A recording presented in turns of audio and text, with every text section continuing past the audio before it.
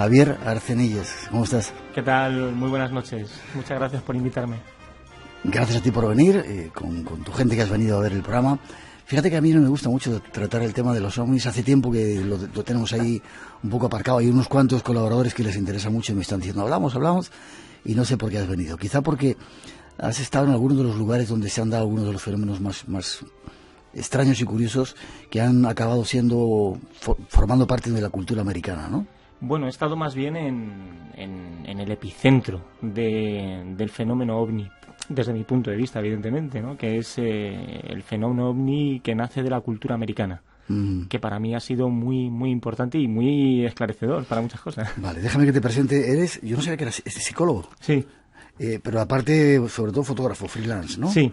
Estás licenciado en Psicología Evolutiva por la Universidad Complutense, eres profesor de fotografía documental en la escuela PICA. ¿Eso qué es, perdón? Es una escuela de fotografía documental que nace del seno del Festival Foto España y que que decidieron crear una escuela fotográfica importante para nuevos talentos en las artes fotográficas, y yo me encargo de la parcela documental. Llevo ya ahí 5 añitos trabajando. Sí. Muy bien. Has publicado en Spiegel, Stern, Sunday Times, El País, Geo, Magazine, en montones de lugares. Sí, bastantes. Y te han dado un montón de premios. También. El libro que esta noche es un poco nuestro objetivo, ¿es un premio que te han dado? Sí, también es un premio que dota la editorial RM, que es una editorial hispano-mexicana o mexicano-española, que era un proyecto extraño, alternativo, y que con un comité de expertos decidieron editarlo porque les pareció un proyecto no solamente interesante, sino que muy, por una parte, gracioso, porque la temática es bastante graciosa, y por otra parte porque tiene un componente muy especial, y es que juega con muchos sentimientos, ¿no? Con unos lugares que son importantes para mucha gente. ¿Y cómo se ve la vida a través de un objetivo? ¿Se ve diferente que cuando miras directamente con los ojos? Sí, porque a través de un objetivo creamos como una frontera, una barrera, y a partir de esa barrera nosotros recreamos lo que es nuestro mundo, que ese sería el mundo de los fotógrafos. Vale, has sacado un libro que se llama Presencias UFO, pero has hecho otra serie de cosas. A mí me interesa mucho, vamos a hablar seguramente hoy de ello. Los sicarios, por ejemplo, asesinos a sueldos en Norteamérica, y las ciudades de la esperanza, sobre las ciudades satélites que pueblan los vertederos de América Latina. ¿Está muy relacionado con UNICEF y con organismos de ayuda humanitaria? Bueno, el primer libro, City Hope, sí que era un libro realizado con médicos del mundo, con una ONG, sobre ciudades que viven de los vertederos, del reciclado. Recorrí varios lugares de América Latina, y de ahí nació un libro. Luego ya el tema de los sicarios ya entra también en América Latina, pero entra dentro de otra temática y menos agradable, mucho más seria y muchísimo más dolorosa, claro. ¿Cómo es enfrentarse con ese tipo de mundos? Pues, hombre, el mundo de la cooperación es un mundo que tiene dos caras muy muy muy marcadas, ¿no? Una es la cara precisamente de la esperanza, ¿no? Del querer ayudar, y luego está la parte oscura, que es la imposibilidad de poder ayudar por motivos políticos, sociales, económicos. Entonces, en esas barreras, los fotógrafos que trabajamos ese tipo de temas nos encontramos, un poco ahí danzando, intentando mostrarle al mundo, evidentemente con fotografías, en qué mundo vivimos de verdad, porque no vivimos en un mundo precisamente muy agradable, vivimos en un mundo muy muy desigual, y ahí nosotros tenemos no una tarea ni un trabajo, sino una obligación de tener que enseñar a las personas en qué mundo viven de verdad.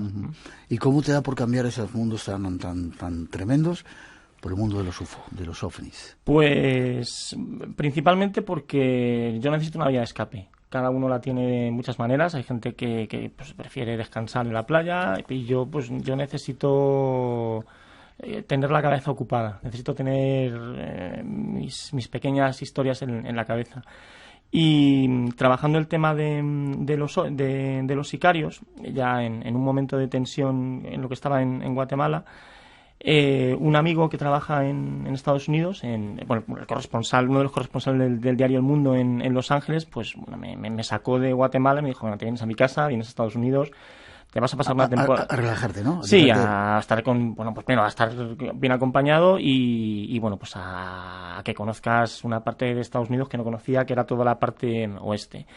Y estando allí, pues bueno, empezó a surgir la idea de un proyecto que ya había hecho algo en España, que era fotografiar los lugares donde había habido un fenómeno ovni. Empecé en España y luego después me desplacé en Estados Unidos. Es que aquello estaba latente en todos los sitios. ¿En qué fecha estás hablando? Estoy hablando del año 2009. O sea, hace poquito relativamente. Sí, porque este tipo de trabajos requieren de una maduración, o sea, no pueden salir de la noche al día, requieren de un pequeño estudio, de una pequeña... Bueno, hay que editar todo el trabajo. Y en ese año, pues bueno, decidí recorrer parte de lo que era el oeste americano. Recorrí California, recorrí Nevada, recorrí Arizona, Nuevo México, Texas, que son los núcleos de acción más interesantes para el fenómeno UFO en Estados Unidos, única y exclusivamente. Lo que pasa es que todo lo que ocurre en esa zona es muy potente, porque desde Utah, que es donde está el Monument Valley, a Nevada, que es donde está el Área 51, Arizona, Nuevo México, Roswell, o sea, todo este tipo de lugares nos han llenado de una forma cultural y que es que son lugares latentes, o sea, que eso existe todavía. O sea, tú vas allí y sientes o sea, no es que sientas que vengan a aparecer ovnis, pero sientes que son lugares especiales y se nota, tienen un magnetismo especial. ¿Te parece que nos vayamos de viaje, Euskalo? Venga. Te preguntan y yo te preguntaré si has visto algún objeto volante no identificado. No contestes, por favor. Lo haremos a lo largo de la entrevista. 2:17, 1:17, nos vamos de viaje. ¿Para ellos es algo que sigue estando vivo? Bueno, yo tengo una teoría, ¿vale? Es una teoría evidentemente personal, pero que hablando con varios compañeros, sobre todo periodistas, que nada tienen que ver con este tipo de trabajos, comparten, ¿no? Y es que la cultura europea viene de la religión, pero la cultura norteamericana no. Es decir, sí que creen en sus dioses, creen en los dioses habituales, pues eso, musulmanes, judíos, católicos, cristianos, en fin, de todos los credos. Pero esas culturas no han nacido en Estados Unidos. Pero la cultura del fenómeno UFO sí que ha nacido en Estados Unidos, me refiero, es la que le ha dado más presencia. No quiere decir que no haya habido fenómenos UFO en el resto del mundo, claro que ha habido. No, pero en Estados Unidos es donde es más latente, donde más se huele y se masca. ¿Qué quiere decir esto? Que por esos fenómenos han nacido todo lo que conocemos dentro de nuestra cultura popular actualmente. Han nacido los superhéroes, han nacido los héroes, todos los héroes del cómic que ha habido, ha nacido el cine, es decir, el cine de ciencia ficción nace de todas esas leyendas. O sea, no se había hecho cine de ciencia ficción en Europa, ni en Asia, ni en África, ni en América del Sur, se ha hecho en Estados Unidos. Todo eso ha fomentado una cultura muy interesante, que nos ha dado una serie de referentes que nada tienen que ver con los UFOs, pero que tienen mucho que ver con ellos y que nos retroalimentan, pues desde ET, con el cine de Spielberg, Encuentros en la tercera fase, hasta pues héroes tipo el Capitán América o superhéroes como mutantes, etcétera. Todo ese tipo de cosas para los americanos forman parte de su día a día, porque ellos son su peregrinación va a esos sitios. Ellos no tienen un milagro, ellos tienen un sitio donde ha aparecido un ovni. Es muy curioso, las reacciones son exactamente las mismas. Gente que quiere ir a lugares que tienen algo especial. Es decir, que allí en vez de ir a Lourdes o en vez de ir a la iglesia, claro, van a Roswell o van a... Hay sitios mágicos para ellos, ¿no? Que son muy importantes. Empezamos, si te parece, con Roswell. En 1947 comienza la historia. 24 de junio, Kenneth Arnold volando por ahí se encuentra con... Ahí es cuando ponen el nombre a platillos volantes, ¿no? Exacto. Bueno, se supone, no es... Porque es que todas estas informaciones son muy obtusas, es decir, cada vez salen más papeles desclasificados, pero nadie sabe si esos papeles están cotejados de manera verídica, es decir, están sellados por diferentes departamentos americanos que en su día llevaron aquello, pero en Roswell hay un sitio que es muy curioso, que es primero ocurre esa historia y poco tiempo después Kenneth Arnold bautiza los platillos volantes. Exacto. Y poco tiempo después parece que sucede lo de Roswell. Exacto. Entonces, ¿se estrella un ovni o vete a saber qué es? Lo que seas, según cuenta la leyenda, pues bueno, recuperan restos de varios cadáveres y algunos se pierden misteriosamente dentro de esa mitología que tiene y sobrevive uno, que es el que supone que tienen, según dicen por ahí, tienen guardado ellos para sus experimentos. Y luego a partir de ahí ya se empiezan a generar todo tipo de leyendas en torno a que toda esa zona es una zona propicia donde van todos los ovnis, ¿no? Se genera un merchandising, se genera una cultura que está sobreviviendo hasta nuestros días, ¿no? Ya, pero hay multitud de testimonios de expertos, que Javier Sierra, entre otros, me estoy recordando, y otra serie de amigos nuestros que han pasado por aquí, que han estudiado el fenómeno de Roswell. Parece que hay muchos datos de que algo realmente ocurrió. No se sabe exactamente qué es lo que fue.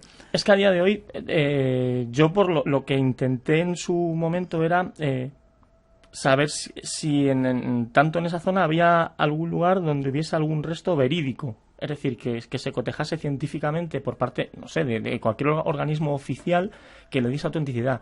Y eso no existe, porque cualquier país tiene ese tipo de elementos, los tiene clasificados como tesoros nacionales, como si fuese el oro de Fort Knox.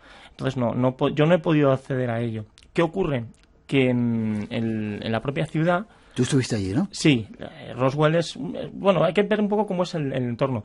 Roswell es el típico pueblo que hay es un típico pueblo americano, no es nada, es un pueblo llano, no tiene ningún tipo de cosa extraña, no tiene ni un volcán ni nada, es un pueblo llano, pero que tiene una serie de valles que están muy despoblados, ¿no? Muy cerca de zonas fronterizas, ¿no? ¿Qué ocurre? Que en esos años 40, años 50, pues ahora mismo sí que hay más capacidad de comunicación, pero en aquellos años aquello era, o sea, un pueblo en medio de la nada, ¿no? Estaba América profunda. Una América muy profunda. Y a partir de allí, pues bueno, tienes a cualquier rincón que te puedas imaginar, pero si la gente se pierde por allí, o sea, si te puedes perder en la Pedriza, aquí en Madrid, imagínate, vas a perderte en un sitio de estos. Pues claro que sí. O puedes morirte porque te pique una serpiente o cualquier cosa. Es decir, es un sitio abrupto. Y en ese lugar hay un sitio muy concreto que es el Museo de los OVNIs. Es un museo único, museo UFO. Es público, puedes entrar allí, es un sitio magnífico y es un sitio lo suficientemente serio como para no tomarte la risa. Es decir, es un sitio, evidentemente tiene esa parcela de circo, porque tú tienes que llegar allí, pues tiene cosas de la Guerra Fría, micrófonos, tiene cosas de ciencia ficción, pero luego tiene una de las mejores bibliotecas de ciencia ficción que hay en el mundo, una biblioteca extensísima, tiene una zona de estudio para fenómenos paranormales y luego tiene una infinidad de planos y mapas donde se ha confirmado de manera oficial todas las apariciones OVNI que ha habido en todo el mundo, no solamente en Estados Unidos. Es decir, que es un sitio muy serio. Luego tiene sus recreaciones donde hay, pues donde está el alien allí con los doctores y toda la historia. Y tiene luego una parte científica muy, muy curiosa sobre el cosmos. Que va muy acorde con todo ello, ¿no? Sobre la vida en otros planetas y una infinidad de preguntas donde dicen que por qué los extraterrestres quisieran venir a un planeta como el nuestro. ¿Qué ocurre? Que es que Roswell ahora mismo es como un pequeño circo que vive casi exclusivamente de esa leyenda. Los buzones son R2D2, los hoteles todos son hoteles de alien, por las calles hay pisadas de ¿Sí? marcianos. Es una ciudad de puro marketing destinado al fenómeno UFO y sobre todo a esa leyenda. Pero que es exactamente igual que si te vas a Lourdes o si te vas a Fátima. O sea, Fátima es la leyenda de los pastores, Lourdes es la leyenda de la aparición de la Virgen y Roswell es la leyenda de Roswell. Ya. ¿Y la gente qué piensa? ¿Qué cree que ocurrió? ¿Están convencidos, aparte que sea un negocio para ellos, de que allí pasó algo extraordinario? Pues sí, allí podría asegurarte que el 95% de las personas la leyenda la consideran verídica. Vale, siempre habrá alguien que no, pero pues, alguien de fuera, que ha venido a Roswell a trabajar, pero los que son de allí de verdad, todos piensan exactamente esto. Nosotros hablamos con quien decía hacer son abiertos cuando llegas y quieres entablar con ellos, les preguntas cosas. Son increíblemente abiertos. Los norteamericanos son fantásticos. O sea, lo digo en serio, me refiero. La cultura americana es una cultura que le encanta el diálogo, le encanta incluso no solamente el diálogo, sino el debate. Es decir, si tú vas allí con una idea encontrada con ellos, no les importa debatir, prefieren compartirlo. Y en el tema de Roswell, ellos su credo firmemente es que eso verdaderamente existió y siempre conoces a alguien que ha conocido a alguien que verdaderamente ha visto, ha hecho, En fin, yo no encontré a nadie que me dijese que yo sí he vivido algo así, pero hijos de gente que sí que lo ha vivido y con fotografías que tenían ellos de presuntas luces y presuntas apariciones, ojo, hablando de los años 60, sí que he podido ver. Ya. ¿Ibas a contar algo que te he cortado diciendo que habías estado con alguien que había tenido Sí, bueno, yo el viaje lo hice compartir, lo hice con otra persona, viendo que me acompañaba, y entonces hacíamos entrevistas a toda la gente que había allí. No solamente es ir allí a hacer fotografías, también tienes que cotejar un poco dónde, claro, la primera pregunta que se hace todo el mundo que va allí es, vamos a ver, ¿dónde ocurrió esto de Roswell, ¿no? Entonces tienen muy marcado el lugar donde se supone que... Esa granja o rancho. Exacto. Y puedes ir allí, pues a hacer unas fotografías. Lo que pasa es que es un sitio normal y corriente, pero evidentemente intentas buscar alguna huella, alguna cosita, pero no vi nada, yo no vi nada destacable, pero sí que es verdad que lo tienen, o sea, todo está muy marcado, saben exactamente dónde hubo toda esta historia, incluso dentro del propio museo te proporcionan infinidad de material informativo sobre el proceso militar que hubo en aquellos años, ¿no? De cómo se movieron, es decir, que algo raro pasó, eso Ya. está claro. Y ahí fue donde comenzó primero la ciencia ficción, como decías antes. Mira, se encienden los televisores solos, ya empiezan los fenómenos. La ciencia ficción y la conspiración más básica, ¿no? Sí. Porque detrás de todo el fenómeno de Roswell hay una cantidad de conspiraciones o de... Los americanos son unos paranoicos. Y eso es algo latente en su propia cultura. Y el tema de los UFOs no va a salirse del tiesto, evidentemente lo son. Pero bueno, ellos, ese credo que tienen sobre los UFOs es maravilloso. O sea, a mí me parece muy bien porque es algo que no hace daño a nadie. Y esa es la verdad. Y sí que es verdad que estos lugares, sobre todo en el tema en Nuevo México, es que, claro, hay que entender a muchas cosas. Nuevo México, por ejemplo, también tiene el lugar de antenas para bueno, es un espacio en Santa Fe que tiene no sé cuántas antenas parabólicas que si cualquier aficionado al cine que haya visto la película Contact, ¿no? Sí. lo podrá haber visto. Y ¿Para comunicarse con qué? no, en este caso esa instalación en su día son contratas que cede el gobierno norteamericano pues a diferentes investigaciones. En su día sí que exploraron un poco las señales de radio extraterrestres y ahora últimamente ya no, ahora se están dedicando a otro tipo de emisiones de comunicación, no tanto por el tema UFO, sino por el tema de las estrellas. Pero vamos, que la propia zona de por sí tiene una serie de elementos que son muy particulares, ¿no? Hay un uso hasta de misiles, o sea que, no sé, todo tiene una parcela mágica que incita a querer ir y querer ver y sobre todo querer saber y conocer, al margen de que puedas creer o no, porque, claro, es que estas cosas son relativas, pero te enganchan. Roswell entonces como un lugar, un centro de una creencia americana basada en el mundo de los ovnis. Exacto. Seguimos, ¿te parece? 2:30, 1:30 en las Islas Canarias. Hay más lugares que queremos visitar con nuestro invitado. Seguimos viaje por Estados Unidos. Se estrella un ovni en Roswell y dicen que parte de lo que allí se recuperó, incluso un cadáver, lo llevaron a este sitio tan especial que es el Área 51. ¿Estuviste allí? Sí, el Área 51 es espectacular. Porque sí. ¿Qué es lo que se ve? Dicen que es algo secreto, que lo que no se, o sea, lo que bueno, no se ve es lo que está... Empezaríamos el recorrido en Las Vegas, es decir, el Área 51 es un... Las Vegas sería la zona donde van todos los americanos y luego Nevada es una especie de lugar muerto, o sea, allí no hay... Está cerca de... Está al lado. Es que, bueno, al lado, es que el Área 51 es más de un tercio de Nevada. No me digas. Entonces, claro, o sea, que es un sitio es enorme. Tardas exactamente en bordearlo un día en coche. O sea, bordear todo el recorrido de vallado del centro tardas un montón. Entonces, para poder acceder tienes que hacerlo, bueno, pues hacerlo desde varios sitios, pero sobre todo desde Las Vegas. Entonces empiezas el recorrido y luego los americanos se lo toman todo con una sorna muy, muy, muy guay y tienen al lado la carretera más larga que bordea todo el Área 51 se llama Extraterrestrial Highway, ¿no? Que es la autopista de los extraterrestres. Entonces es un lugar fantástico donde todo peregrino que quiera ir a conocer algo de ovnis tiene que ir allí, tocar el cartel de la Extraterrestrial Highway y empezar la ruta. No es broma, esto te lo constato totalmente. ¿Va mucha gente? Sí, muchísima gente. Pero no solamente... ¿La carretera es una buena carretera? ¿Es una autopista? Es la típica carretera americana que veríamos en las películas donde no pasa absolutamente nadie. Es larga, prominente, ves montañas y... ¿Dos carriles o...? No, 2 carriles, pero no hay, ni siquiera hay una línea continua que te pueda permitir ir de un lado a otro. Es una cosa curiosísima, pero o sea, no termina nunca. Te cansas de conducir, te cansas de caminar. El sitio es, claro, hace un sol de justicia, es decir, es un sitio duro, el territorio es muy duro. Y es una base aérea y permanentemente hay cazabombarderos que van sobrevolando todo el área por todos los sitios. Intentar entrar ni te lo juegues, o sea, es terriblemente vigilado. Fíjate que si la extensión es grande, está muy vigilado porque el propio lugar todavía siguen haciendo o sea, la Lockheed, que es una de las grandes empresas que tienen la concesionaria de ese lugar, sigue explorando su división técnica, sigue teniendo allí sus cosas para sus pájaros fantasma y sus, en fin, drones y todas estas historias.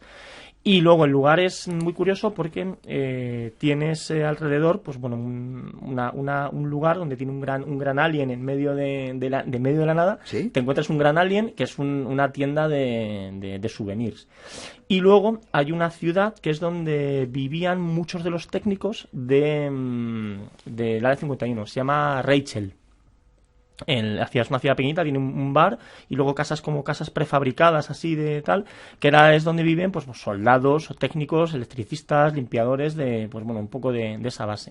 Yo llegué allí, pues les preguntaba un poquito, pues oye, ¿qué era todo esto? Si trabajaban allí. Entonces ellos siempre te contestan con una sonrisa, no, esto es alto secreto.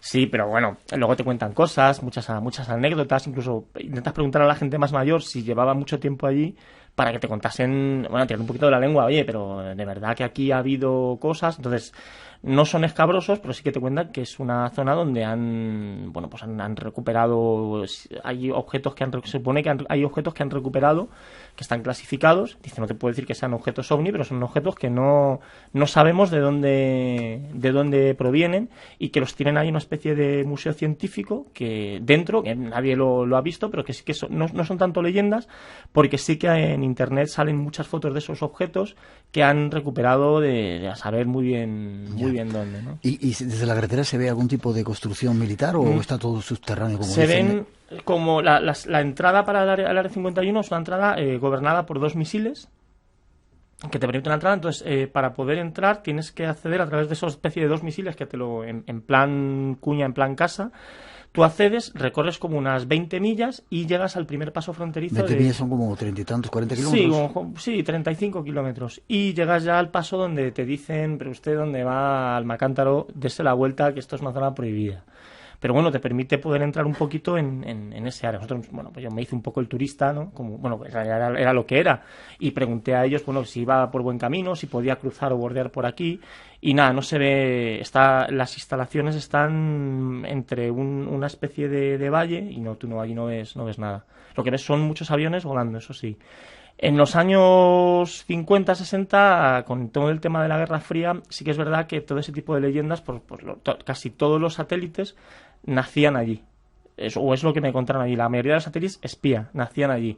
Con lo cual, muchos de los experimentos que tenían caían en medio de Las Vegas o en medio de sitios donde había población civil y pues claro, eran elementos que tienen forma de ovni. Yeah. Justamente tienen un museo de misiles donde tienen todo este tipo de satélites y muchos de esos satélites que tienen forma de objeto volante y es fácil de ver. Y hay quien dice que gracias a lo que se recuperó en ese ovni que se estrelló en Roswell, surgió muy poco tiempo después una gran tecnología que se estaba probando ahí en esa área 51 y que además sobrevuelan cantidad de extrañas naves que no existían en la Tierra. ¿Te contaron algo de ello? ¿Tú pudiste saber algo de ello? No, porque siempre van o sea, te cuentan anécdotas de cosas, sobre todo, pero más tirando hacia la Guerra Fría que a algo más fantástico, ¿no? Lo que pasa es que también la gente que está trabajando allí son muy conscientes de la importancia de todo esto, pues a través de las películas y sobre todo a través de la literatura, ¿no? Porque el área 51 no es un área... O sea, es un área muy especial. Lo que ocurre es que los americanos con todo el tema militar son muy particulares. Ahí no nos toques lo militar, que para nosotros sí que es importante. Todo el tema de armas y esto lo tienen muy, muy metido en la cabeza. Es una sociedad muy bélica, desgraciadamente. Ya. Área 51, otro lugar de peregrinación para la gente de la cultura de los ovnis o de los UFO en Estados Unidos. ¿Querías decir algo? No, que hay cosas muy, muy curiosas, y es que hay de los experimentos que han estado haciendo ellos con pilotos, que se ven en alguna película y tal, en el recorrido de la extraterrestre Hawái hay tumbas. Sí, es fácil de pararse en medio de la carretera, ves una gran bandera americana y te paras, la ves, y es una tumba pues de un piloto de pruebas de reactores o de cosas de ese lugar. Entonces eso sí que es curioso, es una de esas pocas cosas que dices, ¿de verdad ha ocurrido esto? Y sí, ahí yo pude ver más cuatro pilotos que murieron en su momento, pues pilotos de lo que fuera, no especifican nombre de capitán, teniente o coronel, no sé qué, una gran bandera, espadas, 2 aviones, lo que sea, y ya está. En el libro hay un par de fotos de una de ellas, es curioso. Curioso. 2:40, único. Hasta ahora, Javier, nos has dicho 2 lugares, Roswell, Área 51, pero has visitado otros sí. cuantos lugares más de esta nueva filosofía, religión que tiene que ver con los ovnis. El Valle de la Muerte. El Valle de la Muerte, el Death Valley es increíble. Bueno, el Valle de la Muerte engloba entre Nevada y California. Y es la entrada, es con una de las entradas que hacemos pues para poder ir desde California a Las Vegas. Es una zona también muy grande y es una zona muy peligrosa porque ahí no hay cobertura, los móviles no funcionan, es una zona donde si te recuerdo que me quedé con el coche parado para hacer unas fotos y un camión viéndome vino hasta donde estaba, ¿no? para decirme, necesita Unity Help, o sea, necesitas ayuda, de verdad, quiere agua, necesita combustible, quiere que cuando vaya al pueblo llame a alguien, no, estoy perfectamente, y la persona te dice, mire, aquí no sabemos, esto es como una especie de triángulo de las Bermudas, si te quedas aquí, has cagado, o sea, aquí puede pasarte de todo, y efectivamente el Valle de la Muerte es un sitio increíble. Y es muy amplio, muy grande. Es muy grande, es un gran desierto, pero un gran desierto duro, o sea, la luz allí es dura, pero dura de verdad, o sea, el suelo es árido, aquello es pura roca, pura tierra dura, nada del desierto del Sáhara, ¿no? Y en ese desierto, ahí yo quería entrar porque había visto en blogs de mucho aficionado a la ufología que había muchas señales en los suelos que nadie sabía muy bien de qué eran. Los geólogos no atinaban a decir si eso estaba producido hacía mucho tiempo, si eso es algo prefabricado, si es algo nuevo. O sea, nadie la sabía decirnos si era algo indio.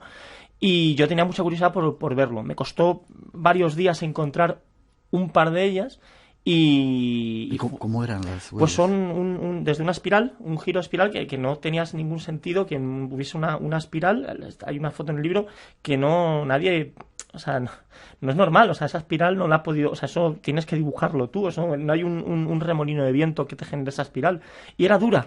Es decir, no era una arena que tú cuando pasas la mano se desdibuja. Eso era duro. Y queda al lado de unas cornisas, que era muy, muy curioso. Y, pues no sé, 100 millas alrededor no hay nada. Absolutamente nada.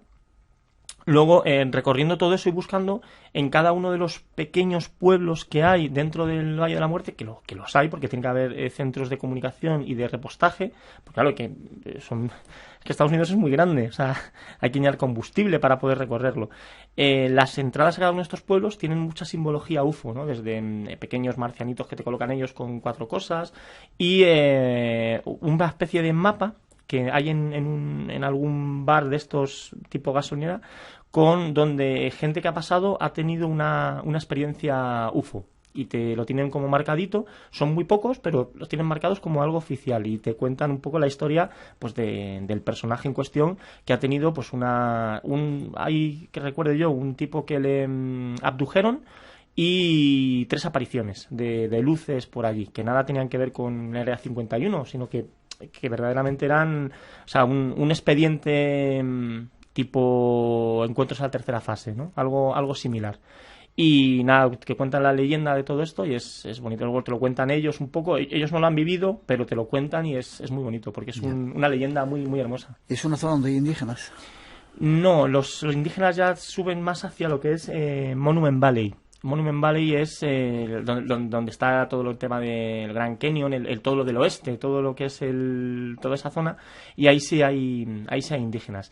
Y también hay los propios indígenas, los pueblos indios, tienen, bueno, dentro de su mitología, siempre tienen artículos o cosas en banderas o en los tótems, tienen pequeñas cosas relativas al fenómeno UFO, desde los atrapasueños, ¿no? Ese movimiento circular con plumas que refleja que es la representación del viento, a tótems con formas que no tienen nada que ver con una figura animal o con una figura humana.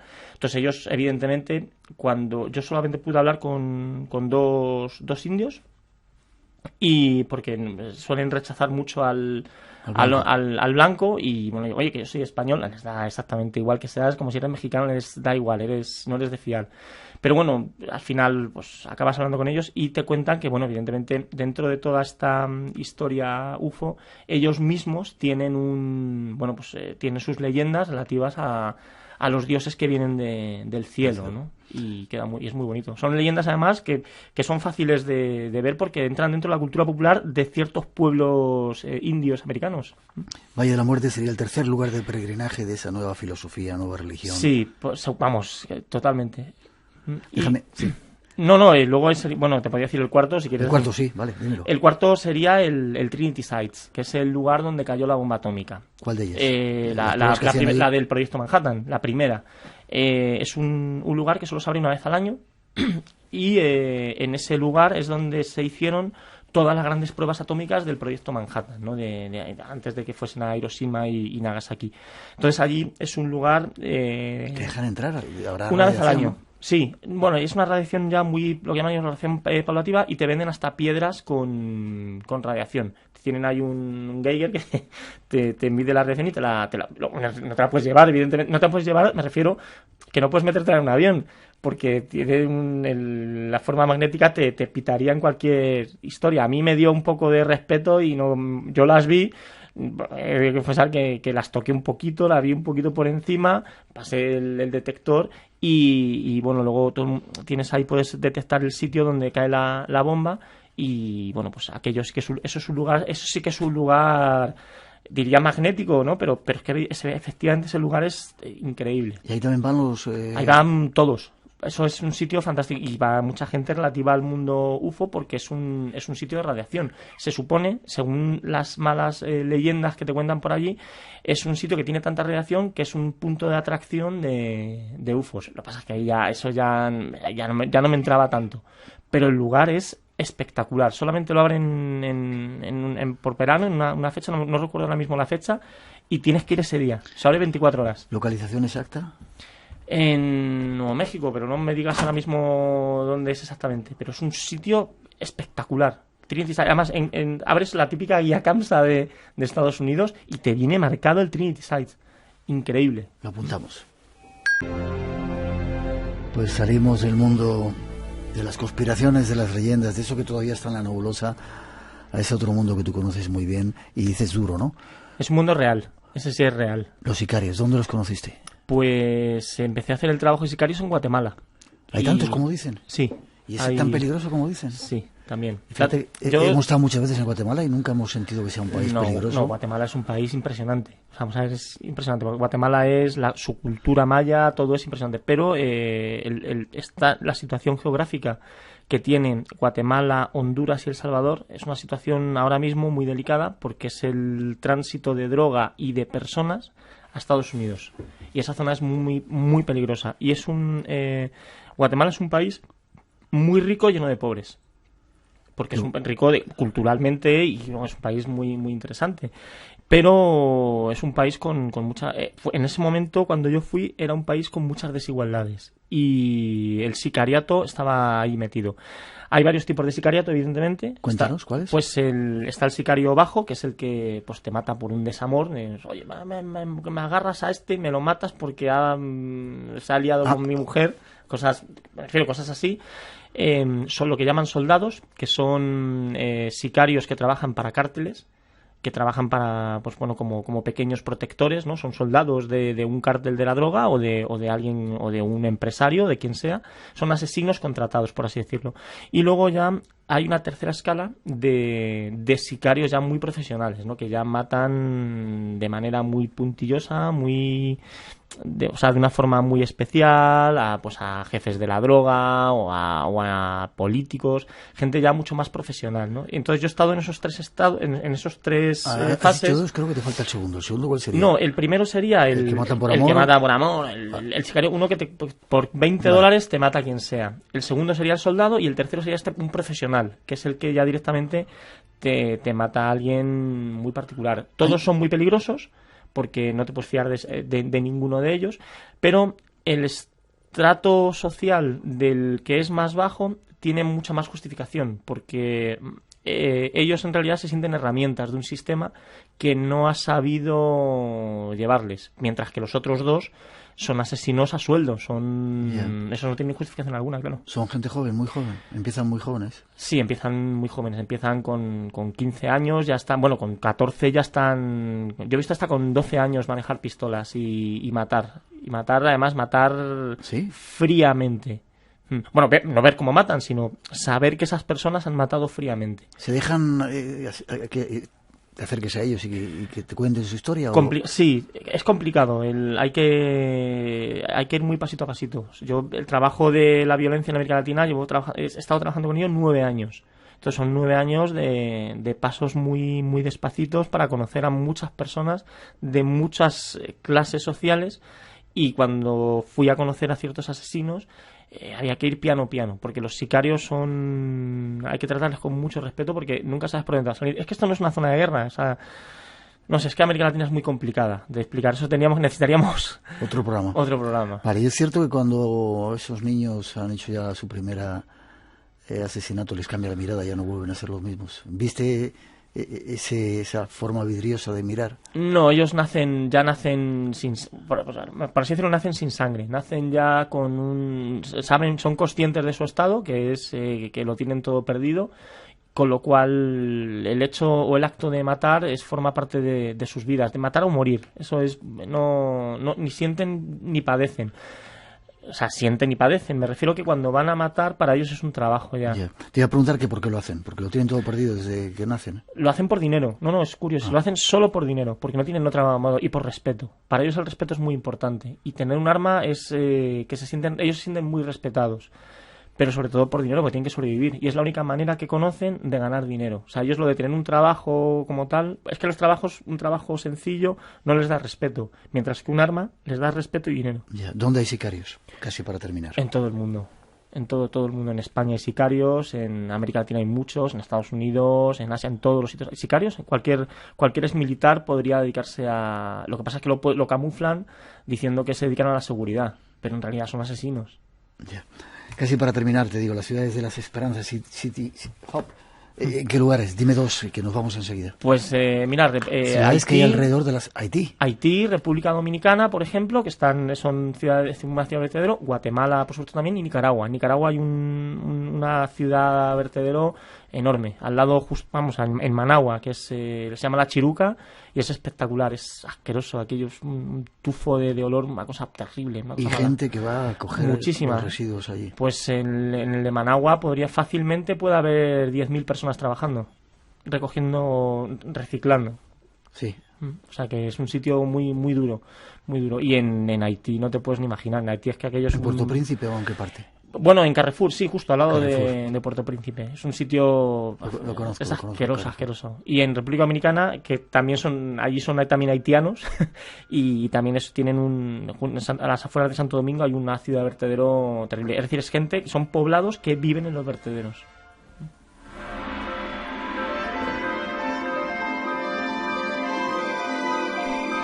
No sé si te ha gustado estar con nosotros, Javier. Me preguntan, terminando, ¿dónde se encuentra el libro? ¿En cualquier lugar? En librerías especializadas de fotografía, La Central, La Fábrica y luego, sobre todo, pues bueno, en Amazon.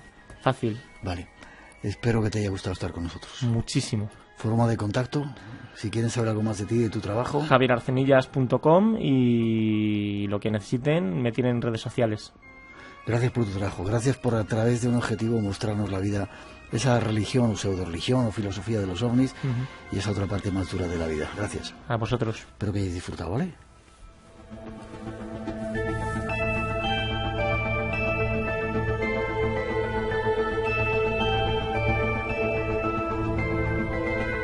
Hemos de hacer una mínima pausa, llegan casi las noticias a las 3, las 2 en las Islas Canarias.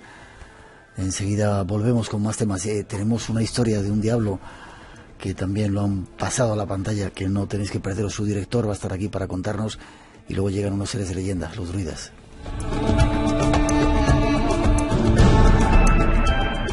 900-137-137, nuestro teléfono por si queréis seguir preguntando. Javier, me dicen algunos oyentes que han vivido experiencias con ovnis, si te quieres poner en contacto con ellos, hacerles... Ahora no, porque vale. Pero si quieres, para que veas que también en España hay encuentros en tercera fase, en segunda fase... Yo no soy un experto en ello, pero por supuesto lo que necesiten, mi contacto es abierto, sin problema. ¿Vuelve a repetirlo? javierarcenillas.com o Javier Arcenillas en redes sociales como Facebook o Twitter. Vale, ya sabéis, si queréis ponernos en contacto. Como digo, hacemos una pausa. 900-137-137, Blanco Radio en las redes sociales, en Facebook y en Twitter. Enseguida regresamos, tenemos mucho que contaros todavía. No os perdáis la segunda parte del